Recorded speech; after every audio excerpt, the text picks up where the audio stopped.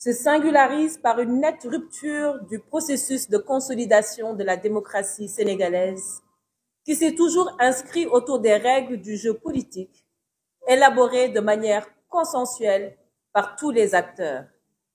En effet, les élections législatives de novembre 2024 ont été caractérisées par une opacité notoire, allant de la dissimulation de la date du scrutin pour surprendre l'opposition jusqu'à l'utilisation massive de la violence et les arrestations arbitraires, notamment à Dakar, le tout pour s'octroyer une majorité parlementaire mécanique. Ces manœuvres, s'ajoutant à une gestion unilatérale et non concertée du processus électoral, ont artificiellement amplifié une victoire qui était prévisible au vu de la tradition de donner au pouvoir entrant les moyens législatifs de gouverner. Cependant, en dépit de ces manœuvres et de la transhumance massive des maires, 3 721 932 Sénégalais, soit plus de la moitié des électeurs, n'ont pas jugé utile d'aller voter. Et parmi les votants, plus de 45% ont choisi les listes de l'opposition. Tout le monde comprend dès lors que la composition de l'Assemblée nationale, avec plus des 2/3 de députés affiliés à PASTEF, ne reflète aucunement la réalité du rapport des forces politiques de notre pays. La démocratie, supposant une expression plurielle des opinions, ces Sénégalais qui se sont exprimés massivement contre le pouvoir PASTEF ont droit à la parole et à une représentation efficace. Telle est la première raison de notre décision de rassembler toutes les forces vives de la nation. Il s'y ajoute que le pouvoir PASTEF s'enlise dans une logique de règlement de compte et une volonté de liquidation des libertés démocratiques, si chèrement conquises par des décennies de lutte de notre pays, de notre peuple. Plusieurs journalistes et opposants ont été injustement emprisonnés ou poursuivis en justice en raison de leurs opinions. Certains détenus sont maintenus en prison pour des raisons opaques, malgré que des conclusions des enquêtes leur soient favorables ou totalement favorables. Le poste de vice-président de l'Assemblée nationale, dévolu à l'opposition, a été illégalement confisqué par la majorité mécanique de PASTEF. Le maire de Dakar a été démis de ses fonctions dans des conditions indignes d'un pays démocratique par une administration aux ordres.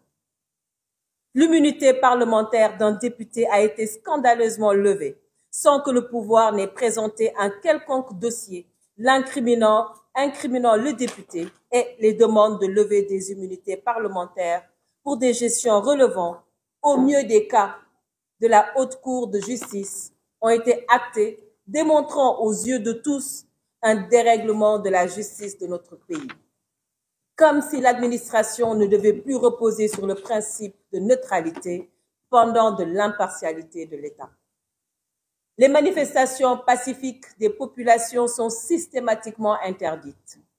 Une campagne insidieuse est orchestrée contre les partis politiques et par conséquent, l'esprit d'une compétition démocratique plurielle de plus en plus remise en question.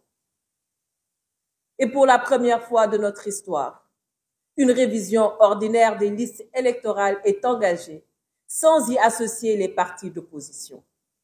En effet, aucune rencontre avec les partis n'a été organisée ce jour, ce qui constitue une trahison de nos traditions de concertation politique sur les opérations électorales et la mise à jour du code électoral, ce qui augure de nouveaux coups de force antidémocratiques en relation notamment avec les prochaines élections territoriales.